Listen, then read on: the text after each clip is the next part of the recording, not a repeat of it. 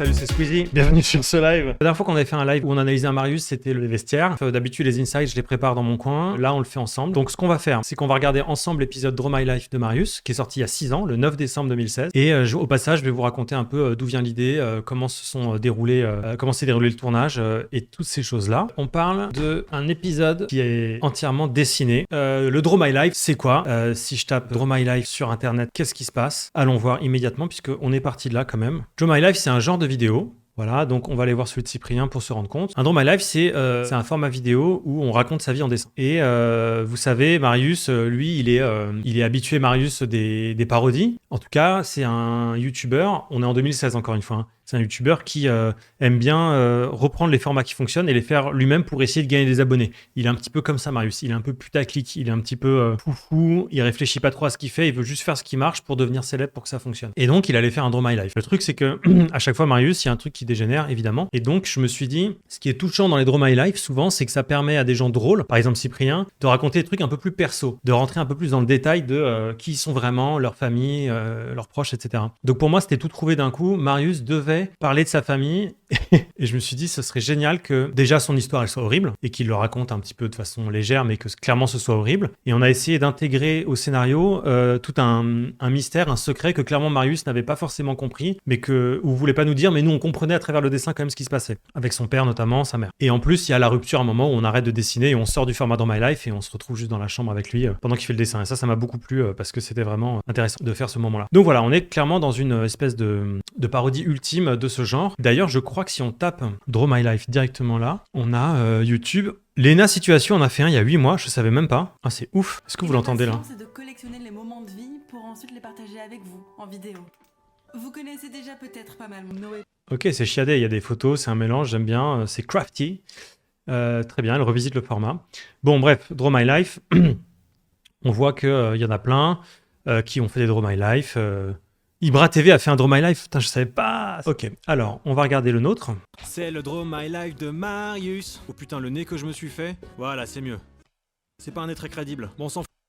Ok, alors juste pour commencer, ce Draw My Life, il a été écrit et réalisé en collaboration avec mon ami d'enfance qui s'appelle Mehdi, qui est un très bon dessinateur et qui fait de l'animation. Et c'est pas lui qui dessine, mais c'est un de ses potes qui s'appelle Axel. Donc on a passé une soirée dans les locaux des BIM, pas dans cette pièce, mais dans une pièce à côté, où on avait mis un tableau blanc sur une table et une caméra au-dessus en zénithal, tout simplement. Et c'est Axel qui a tout dessiné. Donc c'est pas du tout moi qui dessine. Et moi j'expliquais à Axel ce qu'il devait dessiner en direct. Et il est trop fort, donc il pouvait faire les choses à sa façon. Donc là je lui avais dit, tu écris Draw My Life en gros, et tu fais mon portrait à côté. C'est pas un nez très crédible. Bon, on s'en fout, on enchaîne. Ça a débuté comme ça. Je suis né un lundi 5 et j'étais un bébé genre énorme, genre les infirmières ont trop bugué. Et encore, elles avaient pas vu ma bite. Mes parents...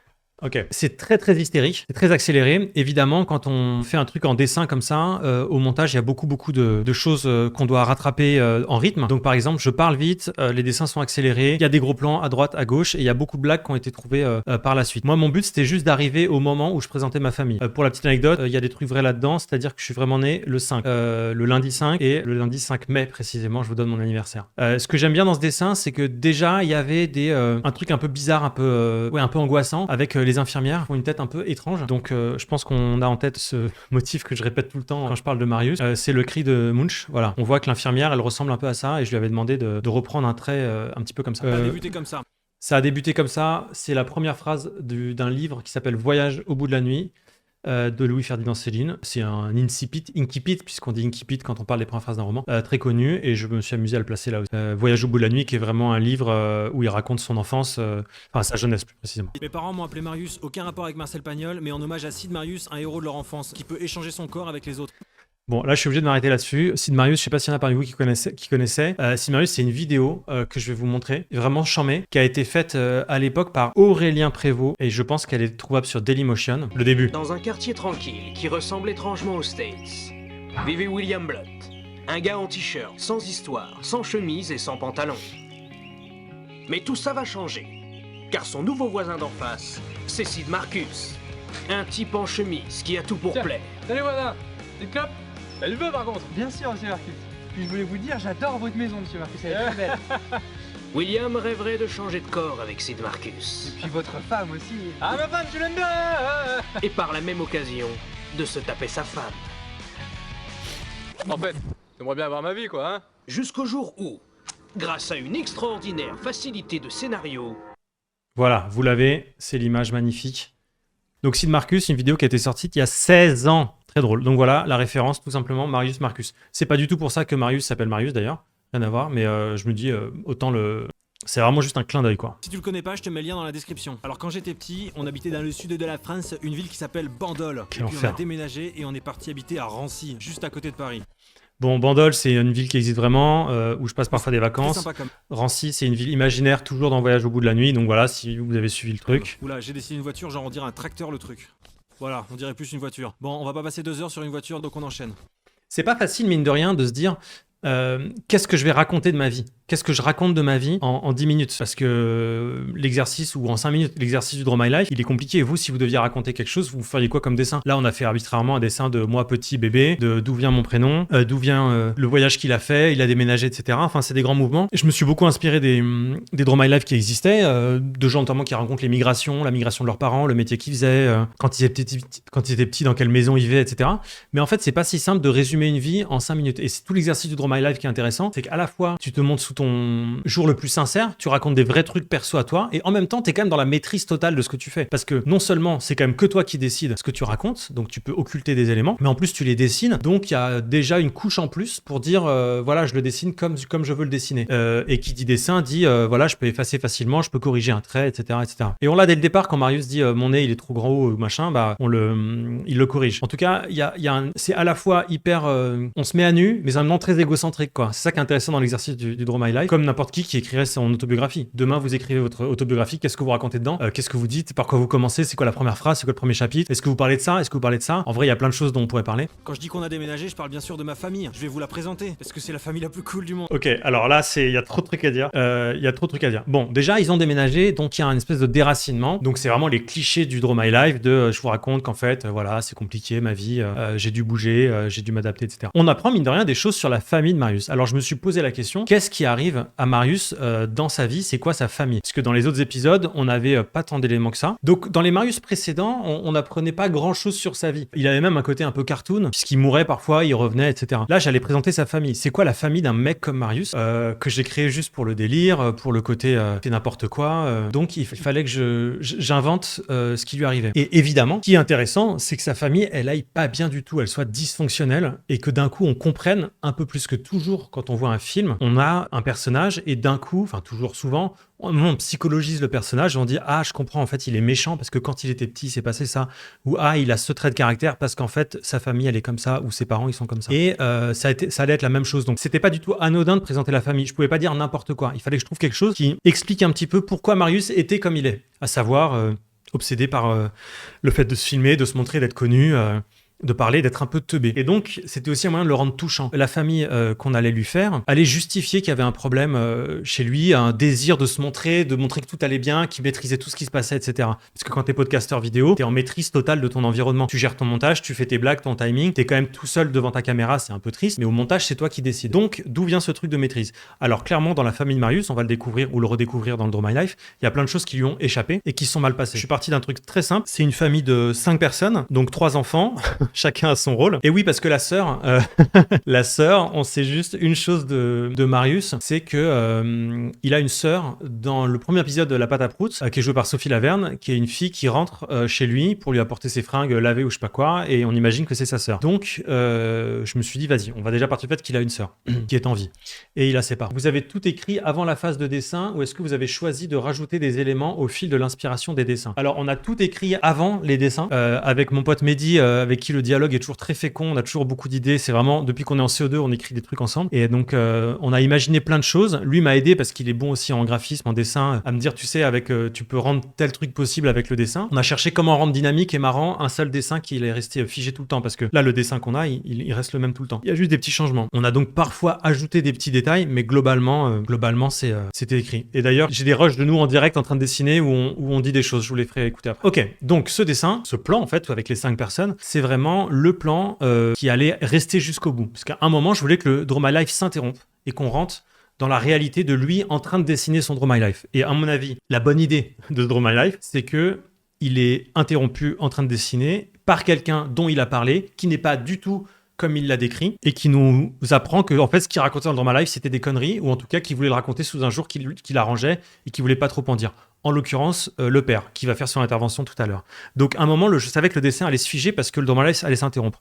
Et je me suis dit, autant, c'est bateau comme idée, ça paraît même logique de faire ça, mais autant l'arrêter sur sa famille en entier et qu'on voit en direct, qu'on voit le dessin de sa famille pendant qu'on entend hors champ la famille qui va pas bien du tout. Bon, voilà, j'essaie de vous faire tout le mécanisme. Bon, c'était il y a 6 ans, encore une fois, mais c'est vraiment tout le mécanisme de pensée pour assez logique finalement. La famille la plus cool du monde. C'est mes... Voilà, c'est la famille la plus cool du monde. Là, on est vraiment, quand tu vois la fin de l'épisode, tu dis le gars, il est fou. En fait, c'est plus tu comprends complètement. Il veut dire que tout va bien, il veut dire que c'est cool. Et en fait, ça va pas, c'est presque un cri de détresse, quoi. Mais quand même, il l'exprime, il en parle. Il y en a qui vivent des trucs horribles et qui en parlent pas. Lui, il a un moyen d'expression, il veut en parler. Parents, je les adore. Ils ont eu 3 enfants. Elle, c'est ma sœur Léna. On est super proches. Elle est en Australie depuis 6 ans et je lui fais un bisou si elle voit cette vidéo. Après... Ça me fait trop rire. Et ça me touche aussi. Parce que j'ai moi-même des frères et sœurs, et dont certains qui vivent loin. Mais la phrase « On est super proches, elle vit en Australie depuis 6 ans », pour moi, ça veut tout de suite dire la personne a fui quelque chose, et je l'embrasse, je lui fais un bisou si elle voit cette vidéo. C'est aussi triste pour moi, parce que c'est une façon de dire « Je lui parle pas dans la vie, on se parle pas en fait ». En fait, tout ce qu'il dit, c'est faux. C'est forcément l'inverse. Et s'il dit « ma famille est cool », c'est qu'en fait, elle est pas cool. Si ta famille était vraiment cool, t'aurais pas besoin de le dire dans une vidéo, en fait. Et si t'es proche de ta sœur, t'as pas besoin de le dire dans une vidéo non plus. Donc pour moi, tout ça en sous-texte, quand je le raconte, c'est pour dire voilà, elle est partie, elle s'est cassée, parce que la famille, elle est pas cool, elle donne pas de nouvelles, donc je l'embrasse, si jamais elle me voit. Et tout ça, c'est vraiment une double lecture qui me fait beaucoup rire quand je le revois. Et c'est tragique en même temps. Mais bon, Marius, c'est un personnage qui est là pour nous aider à rire d'un truc badant, quoi. Il y a eu mon frère, Jonathan, un grand sportif, on l'appelle John. Et enfin, en 3e... Un grand sportif. C'est moi. Regardez comme je suis mignon. Je dois dire qu'on a été une famille hyper heureuse. Alors, on remarque déjà qu'il y a eu les gros plans sur les visages. Je pense qu'au début, j'étais radicalement pour garder juste le plan large. Et ensuite, au montage, je me dis, c'est beaucoup trop long, il faut qu'on accélère, il faut qu'on fasse des gros plans comme ça, sinon on va devenir fou. Donc ça permet de faire un peu un cache-misère pour quand même qu'on se dise, bon, le dessin, il est là depuis longtemps, mais c'est ok. Je vous laisse avec le dessin, je vais prendre un verre d'eau, parce que j'ai soif en fait depuis tout à l'heure.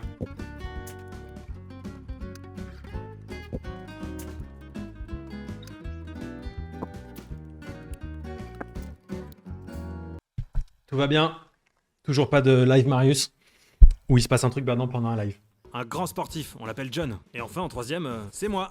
Regardez comme je suis mignon. Je dois dire qu'on a été une famille hyper heureuse. Mais un jour, il y a eu un accident. En jouant avec mon frère, sans faire exprès, je lui ai fait un croche-patte et il est tombé sur la nuque et depuis, il est en fauteuil roulant. Après ça, il a dû arrêter le sport, bien sûr. Les docteurs m'ont dit que je devais pas m'en vouloir, donc j'essaye de pas trop m'en vouloir, mais c'est vrai que c'est difficile. Pour mes parents, ça a été une période compliquée. Alors, c'est... Pardon, ça me fait vraiment rire.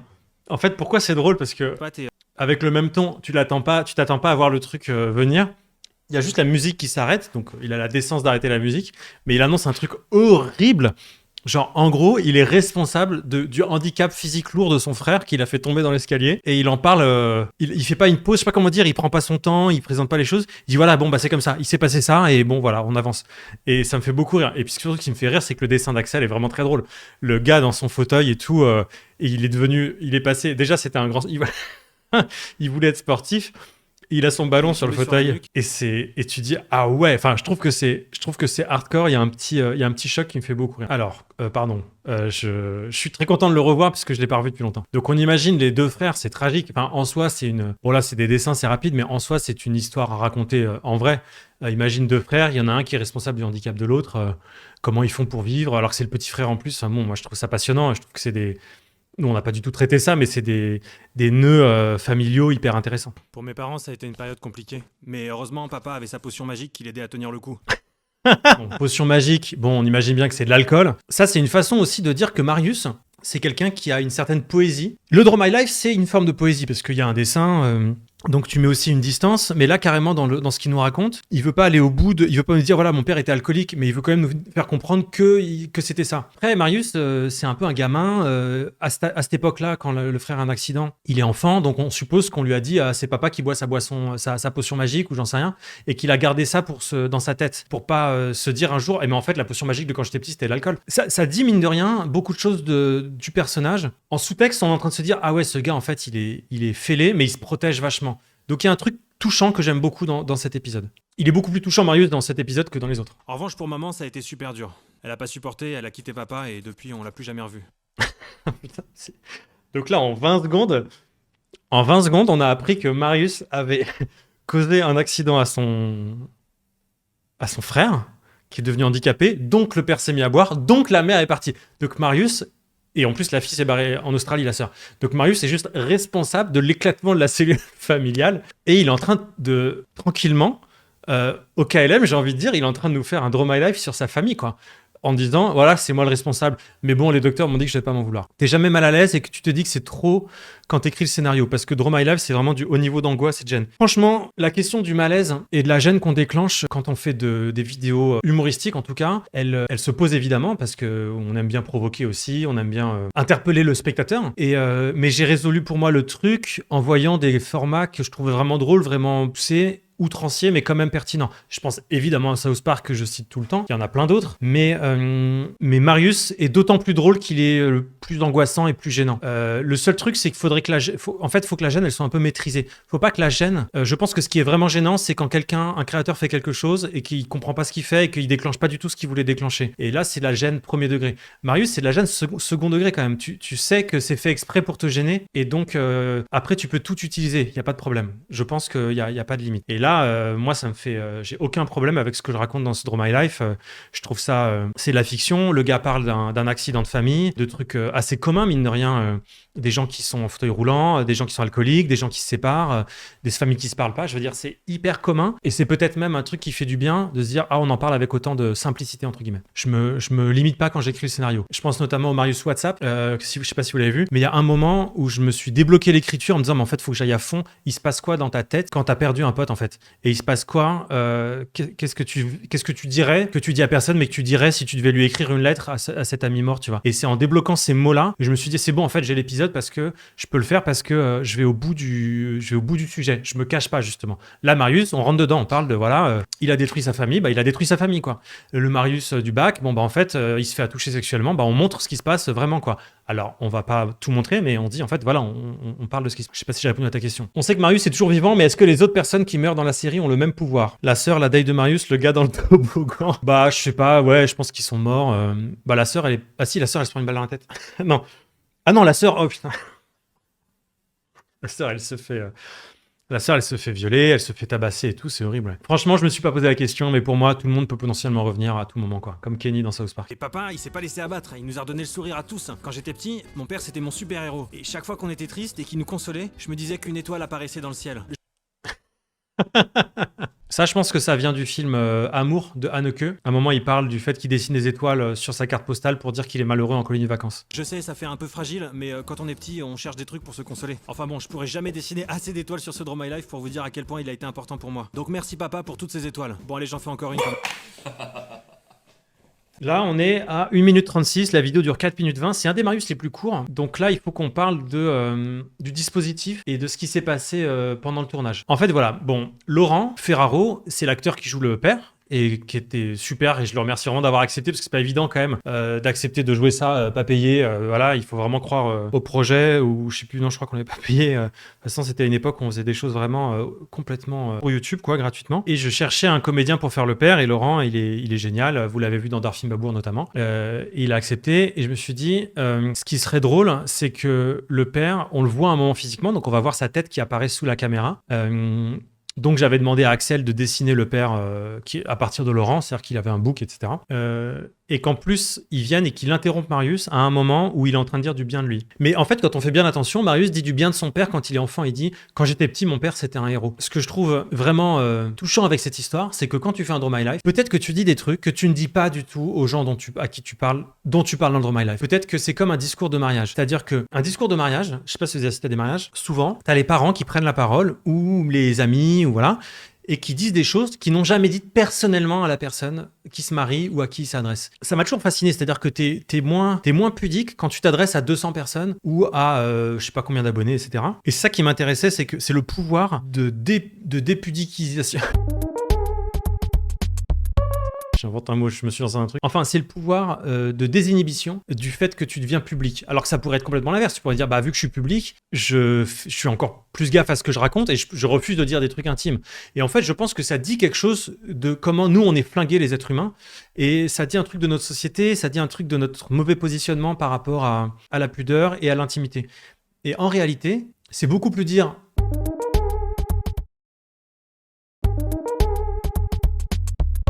Beaucoup plus dur de dire à quelqu'un dans les yeux je t'aime, que ce soit un proche, un ami, un parent, etc., que de le dire à un dîner devant tout le monde. Parce que devant tout le monde, on se dirait, bon, bah c'est normal, moi aussi j'aime mes parents, donc je le dis, tout va bien. Mais en fait, c'est pas rien, c'est des mots qui veulent dire quand même quelque chose. Et Marius dit des choses à son père, mais il va pas du tout lui dire en face, parce qu'après, là, on va voir qu'il y a une interaction avec le père. Il lui a jamais dit, papa, je te remercie quand t'étais petit, tu m'as bien protégé, etc. Parce qu'en même temps, il lui en veut. Enfin, bon, voilà, tout ça pour dire que vraiment, c'est un Marius qui parle d'intimité, de pudeur, de ce qu'on n'ose pas se dire à ses proches. Alors, évidemment, je pense à mes parents qui ont rien à voir avec ça, mais ou mes proches, qui parfois, même des gens qui me connaissent, qui me disent, mais est-ce que dans Marius, tu racontes des trucs qui te sont vraiment arrivés ? Alors non, il n'y a rien qui m'est arrivé dans Marius, heureusement, j'ai de la chance, mais ça aurait été horrible que je m'en serve pour... Enfin, je sais pas comment dire. Enfin, Marius, lui, ça lui est arrivé, c'est un personnage de fiction, et il en parle dans son Drama Life, et tu dis, mais le gars est flingué, c'est n'importe quoi de dire un truc pareil. Alors du coup, ce qui me plairait, moi, c'est qu'on se dise que peut-être dans tous les Drama Life qu'on voit qui sortent sur Internet, quelle est la part de mensonge, quelle est la part d'enjolivement de la réalité. Clairement, là, Marius a enjolivé la réalité, jusqu'à ce que son père, la réalité le rattrape et son père l'interrompt. Alors, on remarquera que on va revoir le mouvement. Allez, j'en fais encore une. Papa, frappe avant d'entrer, s'il te plaît. Oh, ça va, qu'est-ce que tu fais? Un Draw My Life. De quoi? Un Draw My Life, non mais laisse tomber, t'es pas dans le délire. On voit tout de suite ce qui se passe comme relation entre eux. On voit tout de suite que c'était important. Alors, déjà, le dialogue avec Laurent, il était assez improvisé. On avait les grandes lignes, on va dire.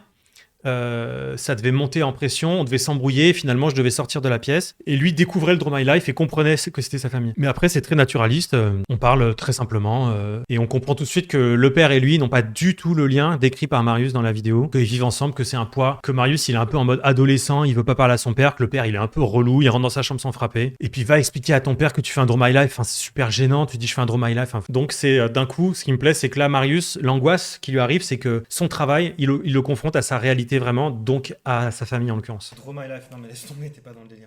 Oh, le délire, carrément, le délire. Eh, c'est qui ça? Ah, mais dis donc, eh oh, tu filmes? J'adore ce plan. C'est vraiment un des plans que je préfère dans tout ce qu'on a filmé avec Sympa Cool et Bim. D'un coup, tu fais wow, oui, c'est la réalité. C'est un putain de tableau blanc avec une caméra au-dessus. Il y a une chambre, on imagine le désordre autour et le mec monte sa tête. On a quand même eu le moment où le père disait c'est qui ça? Donc on se dit peut-être, il y a peut-être la question à un moment de est-ce qu'il va comprendre que c'est lui dont il s'agit? Mais il y a eu le moment, il a dit c'est qui ça? Et puis tout de suite, il est passé à autre chose. Donc on se dit, ah non, on l'a échappé belle. Mais en vrai, on se demande forcément, qu'est-ce qui se passe si vraiment le père remarque que c'est eux? Eh oh, tu filmes? Arrête pas. Tu fais un dessin animé? Non, putain, allez, s'il te plaît. Un dessin animé, c'est vraiment... Il est parfait en père relou, quoi. Oh, ça va, alors. Non mais... Et on voit que Marius ne veut rien partager du tout avec son père. Il veut rien partager. Il est prêt à partager avec ses abonnés, je sais pas combien il en a, mais il veut rien partager avec son père. C'est quand même terrible. Et je pense qu'on est beaucoup à se retrouver dans cette situation, à se dire c'est plus facile pour moi de parler à des gens que je connais pas qu'à des gens que je connais et qui sont si proches de moi. C'est toute la difficulté. C'est évidemment des choses qui m'intéressent et qui me plaisent de communication entre les gens. Et c'est difficile parfois de communiquer avec les gens de sa famille, évidemment. T'as bu encore? Ça va pas, non, comment tu parles à ton père? T'as bu encore, là? Tu fais chier, t'as dit que t'arrêtais pas. Tu veux me faire la leçon, toi? Alors, moi, je stream pour que tu fasses les vidéos et j'ai pas le droit de regarder? Ça a rien, aucun rapport, aucun rapport. Si, le rapport, c'est que j'ai deux fils, j'en ai un qui est handicapé à 80% et l'autre qui me parle jamais. Alors, on a d'un coup eu un zoom sur les deux fils. Donc ça, c'est pareil, il y a toujours une différence entre le théorique et le pratique. C'est-à-dire que souvent, quand j'écris un Marius ou quand je pense à un Marius, j'ai une idée hyper radicale. Et en fait, je mets un peu d'eau dans mon vin au fur et à mesure de la fabrication. Par exemple, là, je m'étais dit, on va garder le dessin en entier pendant tout le reste de la vidéo. Mais c'est quand même très long. Donc je me suis dit, bah tant pis, au montage, on va zoomer sur les gens dont on parle. Et ça a ajouté quelque chose parce que d'un coup, ça illustrait. Et quand après, on les entend parler entre eux, il y a des plans sur la tête de ceux qui sont en train de parler. C'est très dur ce que fait Laurent. C'est compliqué de jouer quelqu'un qui a bu un peu, mais pas trop. Il le fait très très bien. Et on comprend qu'il boit toujours. Et on comprend que l'image du père idéal avec le sourire n'a plus rien à... Enfin, tout ça s'écroule en fait. Mais non, maintenant, papa, je suis en train de faire mon truc. Tu vas lui donner un bas ou je t'en mets une?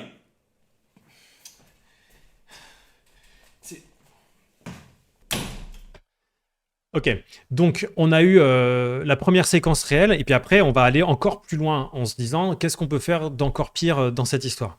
Mais pour le moment, il y a eu un dialogue assez simple montrant à quel point, déjà on comprend qu'ils vivent tous les trois encore ensemble, ils doivent s'occuper du frère, c'est compliqué, et c'est un poids pour tout le monde.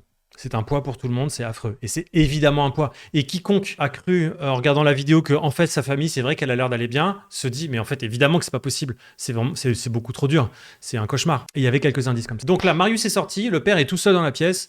Qu'est-ce qui va se passer? Évidemment, le père va voir le dessin. Alors, je suis encore le chef de famille ou quoi?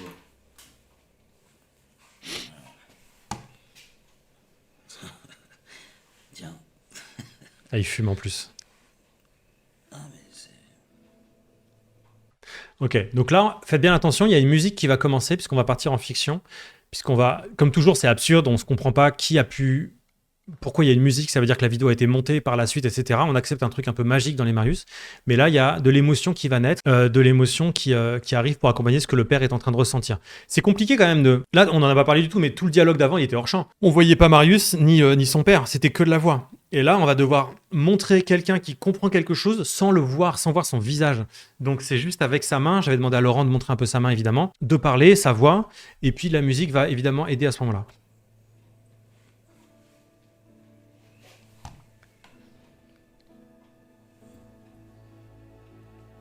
Qu'est-ce qui se passe dans la tête d'un mec qui s'est fait quitter par sa femme 20 ans avant?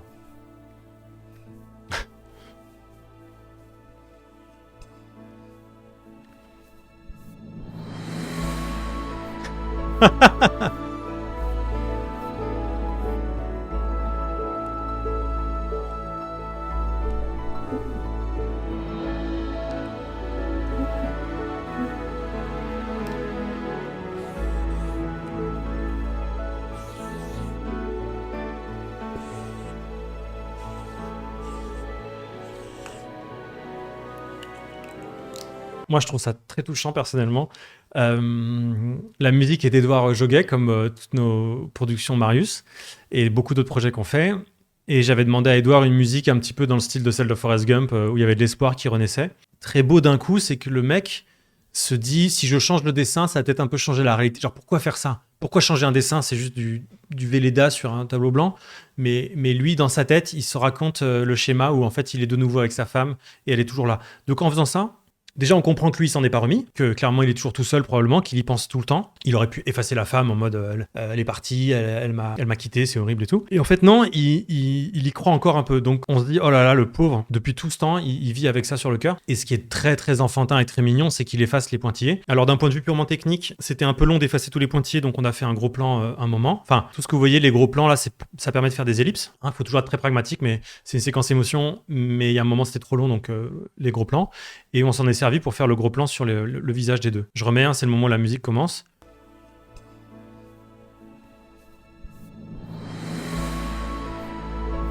Et ce qui me fait rire, c'est que potentiellement, si ça marche un tout petit peu, eh ben, ça veut dire qu'en fait, on a deux personnages devant nous, dessinés grossièrement, fixes, c'est même pas animé, avec une musique, et ça raconte une histoire. Et on se dit, ah, je vois l'histoire se dérouler. Et c'est la puissance de la fiction, c'est ça. C'est le fait d'imaginer en 2 secondes. Par exemple, faisons un exercice. Si je vous dis, c'est l'histoire de Bibou, qui est un petit escargot. Et Bibou, c'est un petit escargot dans la forêt. Il a plu très fort et il sait plus où sont ses parents. Et comme il a une antenne qui est un peu abîmée, un peu plus courte que l'autre, bah c'est compliqué. Et Bibou est en train d'avancer dans la forêt. Et il cherche, il renifle, il essaie de trouver où sont les feuilles et les arbres où il était avant. Et là, il se fait marcher dessus par un promeneur et il meurt. Peut-être que l'espace d'une seconde, vous êtes attaché à Bibou, vous êtes demandé ce que l'escargot allait devenir, et vous avez dit « Ah, c'est horrible, il est mort ». Bah, il est mort, moi j'ai juste inventé ça en 15 secondes, n'importe qui peut en faire autant. Pas Bibou. Bon, en tout cas, voilà, ce qui me fait rire là, c'est que on est juste 2 dessins absurdes avec de la musique puissante. Comme si on faisait un truc épique.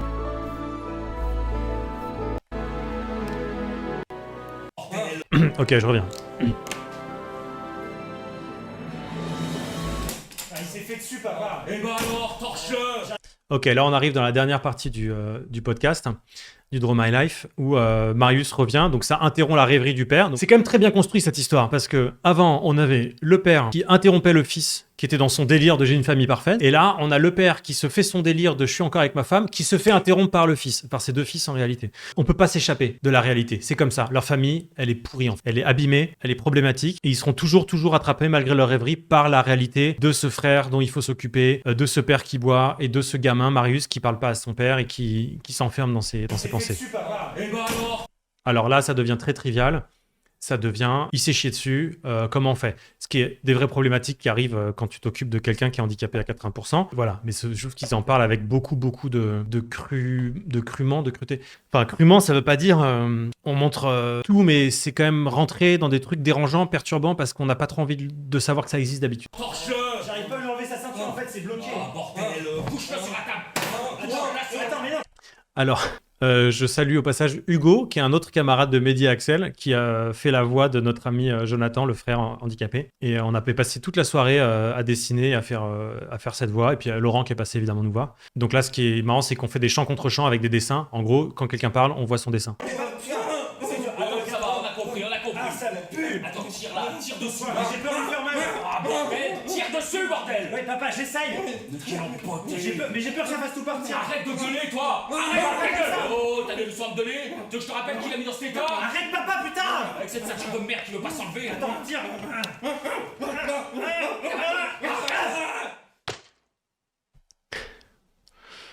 Yes.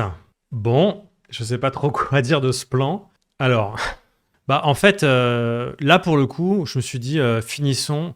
De quoi on parle? On parle de quelqu'un qui s'est chié dessus et dont il faut s'occuper. Allons au bout de la démarche. Et sur ce dessin idéal de la famille parfaite, enfin de la famille qui va bien, mettons vraiment ce qui se passe, c'est-à-dire métaphoriquement, en fait c'est la merde. Et on va la projeter, et le réel rentre dans la fiction, dans le dessin. Il y a un truc vraiment qui fonctionne comme ça dans cet épisode, je me rends compte. C'est un épisode méta, parce que Marius raconte une histoire. Et son histoire est évidemment ternie, abîmée, parce que la réalité n'est pas du tout ça. Donc c'est pas de la vraie merde, hein, je précise, c'est du chocolat fondu avec je sais plus quoi. Mais j'ai le rush exact où on a balancé, on va le regarder après. Trop marrant la merde, abonne-toi. Trop marrant la merde, abonne-toi. Il y a un problème. C'est immonde. Alors, moi, ce qui me fait bizarre, c'est que je sais que c'est du chocolat parce que j'ai préparé la casserole et tout ce soir-là, mais je me dis, il y a peut-être des gens qui ont vu ce truc et qui se sont dit « Ah, c'est affreux, c'est de la merde » au moment où ils l'ont vu. Qu'est-ce que ça fait comme effet? Parce que c'est toujours bizarre quand même de voir... on voit pas souvent des excréments au cinéma, en gros plan, enfin bon voilà. Alors, j'ai des petits rushs. Qu'est-ce qu'on a comme petit truc un petit peu inside?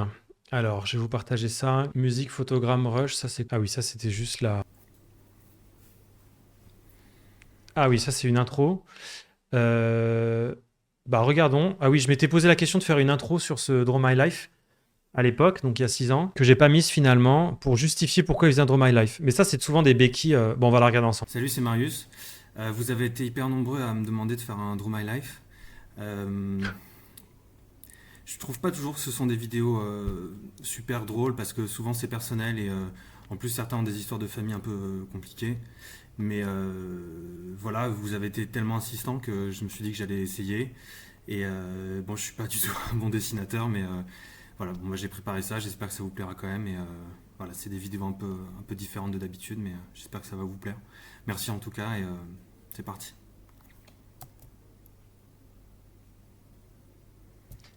Très intéressant. Très intéressant parce que je me rends compte que j'ai fait cette intro parce que je voulais justifier ce que je racontais dans le Draw My Life. Déjà, le fait de faire un format Draw My Life. Et en fait, c'est intéressant parce que plus largement, ça rejoint un truc qu'on a tendance à faire en fiction, c'est de préparer le spectateur à ce qui va suivre. Donc, de pas trop faire confiance au spectateur.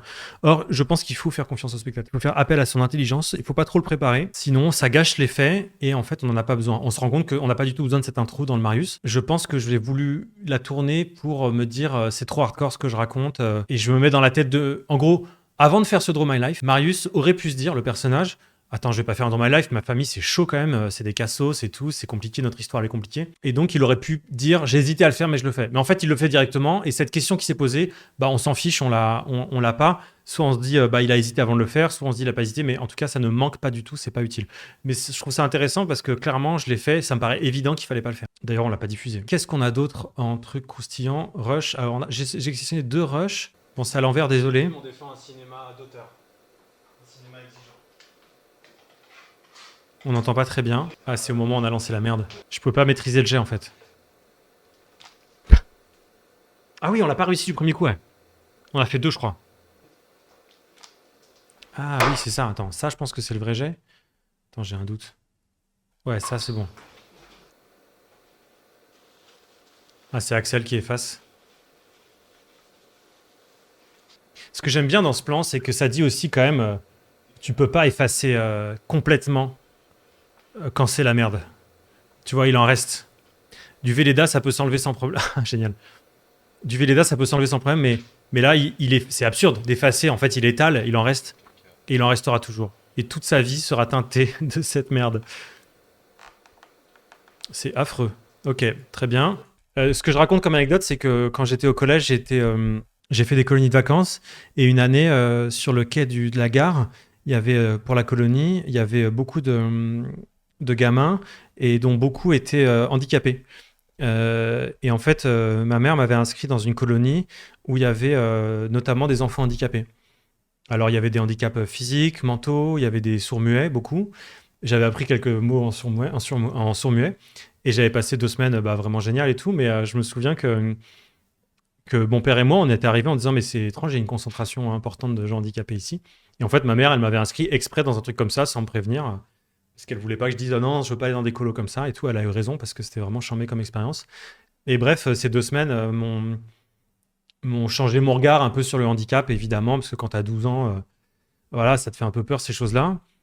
Et c'était très simple et très marrant, et en même temps des liens, bref, voilà. Enfin, j'avais cité ça à Mehdi sur le tournage pour dire que j'avais l'impression d'un petit peu plus connaître le handicap qu'avant, quoi. Vidéo, dans le cas d'une série plus ou moins continue comme Marius, comment ordonner ses idées quand elles sont nombreuses? On a envie de faire une série complète dans son ensemble, avec une pluralité d'effets de style, d'émotions et de lieux. Mais j'imagine qu'il faut savoir ne pas en faire trop par épisode, condenser ses meilleures idées, mais ça peut vite aller dans tous les sens quand chaque épisode raconte une histoire différente. On veut caser toutes les idées cool qu'on a stockées dans notre mémoire. C'est une question assez ouverte, mais aurais-tu des astuces par expérience pour rester concentré sur ce que l'on souhaite exprimer dans une série vidéo? Si je comprends bien ta question, en gros, si tu fais une série, comment tu fais pour pas tout mettre dans le premier épisode et pour choisir ce que tu mets dans le premier épisode puis dans le deuxième? Alors déjà, dans le cas de Marius, je pensais pas en faire beaucoup. J'ai eu l'idée en tout premier de l'Aqua Boulevard, du toboggan. C'est pas celui qu'on a tourné en premier, mais c'est l'idée que j'ai en premier.